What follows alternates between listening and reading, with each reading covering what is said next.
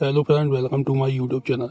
आज मैं आपको बताने वाला हूँ महाशिवरात्रि का पर्व क्यों मनाया जाता है। वीडियो को जानने के लिए वीडियो के अंत तक बने रहें। फागुन मास में कृष्ण चतुर्दशी के दिन महाशिवरात्रि का पर्व मनाया जाता है। अंग्रेजी कैलेंडर के अनुसार इस बार यह पर्व 15 फरवरी 2026 रविवार को रहेगा। इस दिन शिव जी की विशेष पूजा और आराधना होती है और विशेष अभिषेक किया जाता है। अधिकतर मत के अनुसार शिव जी की पूजा निश्चित काल में की जाती है। और जानते हैं कि क्यों मनाते हैं महाशिवरात्रि का पर्व। ईशान संहिता में बताया गया है कि फागुन मास की कृष्ण चतुर्दशी की रात्रि में आदिदेव भगवान शिव करोड़ों सूर्य के समान प्रभाव वाले शिवलिंग रूप में प्रकट हुए थे। ज्योतिष शास्त्र के मुताबिक फागुन कृष्ण चतुर्दशी तिथि में चंद्रमा सूर्य के नजदीक होता है। उसी समय जीवन रूपी चंद्रमा का शिव रूपी सूर्य के साथ योग मिलन होता है। सूर्यदेव इस समय पूर्णतः उत्तर नारायण में आ चुके होते हैं तथा ऋतु परिवर्तन का यह समय अत्यंत शुभ कहा गया है। माना जाता है कि षष्ठी की शुरुआत में इसी दिन आधी रात में भगवान शिव का निराकार से साकार रूप में ब्रह्मा से रुद्र के रूप में अवतार हुआ था। पहले बेला में इसी दिन प्रदेश दोष में समय भगवान शिव तांडव करते हुए ब्रह्मांड को तीसरी नेत्र की ज्वाला से भस्म कर देते। इसलिए इसे महाशिवरात्रि या जलरात्रि भी कहा जाता है। इस दिन भगवान शिव की शादी भी हुई थी, इसलिए रात में शंकर की बारात निकाली जाती है। रात में पूजा कर फलाहार किया जाता है। अगले दिन सवेरे जौ तिल खीर और बेलपत्र का हवन करके व्रत समाप्त किया जाता है। महाशिवरात्रि व्रत के अनुसार चित्रभानु नामक एक शिकारी था। जानवरों की हत्या करके वह अपने परिवार को पालता था। वह एक साहूकार का कर्जदार था, लेकिन उसका ऋण समय पर न चुका सका। क्रोधित साहूकार ने शिकारी को शिव मठ में बंदी बना लिया। संयोग से उस दिन शिवरात्रि थी। शिकारी ध्यान मग्न होकर शिव संबंधित धार्मिक बातें सुन रहा था। चतुर्दशी को उसने शिवरात्रि व्रत की कथा भी सुनी थी। शाम होते ही साहूकार ने उसे अपने पास बुलाया और ऋण चुकाने की विषय में बात की। शिकारी अगले दिन सारा ऋण लौटा देने का वचन देकर बंधन से छूट गया। अपनी दिनचर्या की भांति वह जंगल में शिकार करने के लिए निकला, लेकिन दिन भर बंदी गृह में रहने के कारण भूख प्यास से व्याकुल था। शिकार खोजता हुआ वह बहुत दूर निकल गया। जब अंधकार हो गया तो उसने विचार किया कि रात जंगल में ही बितानी पड़ेगी। वह वन एक तालाब के किनारे एक बेल के पेड़ पर चढ़कर रात बिताने का इंतजार करने लगा। बिल्व वृक्ष के नीचे शिवलिंग था, जो बिल्व पत्थरों से ढका हुआ था। शिकारी को उसका पता न चला।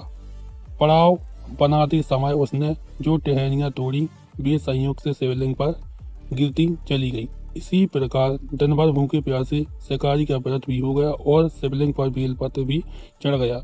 एक पहर रात्रि बीत जाने पर एक गर्भिणी हिरण तालाब पर पानी पीने के लिए पहुंची। शिकारी ने धनुष पर तीर चढ़ाया। ज्यों ही प्रत्यंचा खींची, हिरनी बोली, मैं गर्भवती हूँ, शीघ्र ही प्रसव करूंगी। तुम एक साथ दो जीवों की हत्या करोगे जो ठीक नहीं है। मैं बच्चे को जन्म देकर शीघ्र ही तुम्हारे समक्ष प्रस्तुत हो जाऊंगी, तब मार लेना। शिकारी ने प्रत्यंचा ढील कर दी और हिरनी जंगली झाड़ियों में लुप्त हो गई। प्रत्यंचा चढ़ाना तथा ढीली करने के वक्त कुछ बिल्व पत्र अनायास ही टूटकर शिवलिंग पर गिर गए। इस प्रकार उससे अनजाने में ही प्रथम प्रहार का पूजन भी संपन्न हो गया। कुछ ही देर बाद एक हिरनी उधर से निकली। शिकारी की संपन्नता का ठिकाना न रहा। समीप आने पर उसने धनुष पर बाण चढ़ाया। तब उसे देख हिरण ने विनम्रता पूर्वक निवेदन किया, हे शिकारी, मैं थोड़ी देर पहले ऋतु से निर्वृत्त हुई हूँ, कामातुर विरहिणी हूँ, अपने प्रिय की खोज में भटक रही हूँ। मैं अपने पति से मिलकर शीघ्र ही तुम्हारे पास आ जाऊंगी। शिकारी ने उसे भी जाने दिया। 2 बार शिकार को खोकर उसका माथा ठनका। वह चिंता में पड़ गया। रात्रि का आखिरी पहर बीत रहा था। इस बार भी धनुष से लगकर कुछ बेलपत्तियां शिवलिंग पर जा गिरी तथा दूसरे प्रहार की पूजन भी संपन्न हुई। तभी एक अन्य हिरण अपने बच्चे के साथ उधर से निकली। शिकारी के लिए यह स्वर्णिम अवसर था। उसने धनुष पर तीर चढ़ाने में देर नहीं लगाई। वह तीर छोड़ने ही वाला था कि हिरनी बोली, हे शिकारी, मैं इन बच्चों को इनके पिता के हवाले करके लौट आऊंगी। इस समय मुझे मत मारो। शिकारी हंसा और बोला, सामने आए शिकार को छोड़ दूं, मैं ऐसा मूर्ख नहीं है। इससे पहले मैं 2 बार अपना शिकार खो चुका हूँ। मेरे बच्चे भूख प्यास से व्यग्र हो रहे होंगे। उत्तर में हिरण ने फिर कहा, जैसे तुम्हें अपने बच्चों की ममता सता रही है, ठीक वैसे ही मुझे है।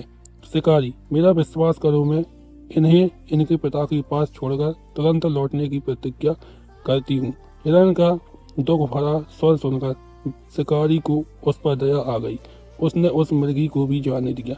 शिकार के अभाव में तथा भूख प्यास से व्याकुल शिकारी अनजाने में ही बेल वृक्ष पर बैठा बेलपत्र तोड़कर नीचे फेंकता जा रहा था। वो फटने को हुई तो एक हष्ट-पुष्ट मृग उसी रास्ते पर आया। शिकारी ने सोच लिया कि इसका शिकार वह अवश्य करेगा।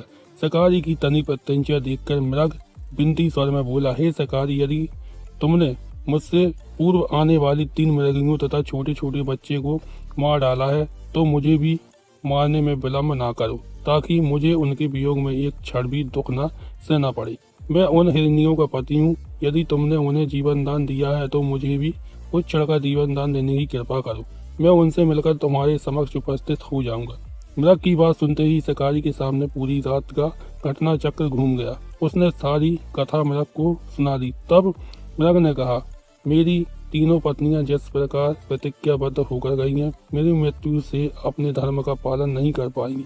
अतः जैसे तुमने उन्हें विश्वास पात्र मानकर छोड़ा है, वैसे ही मुझे भी जाने दो। मैं उन सबके साथ तुम्हारे सामने शीघ्र ही उपस्थित होता हूँ।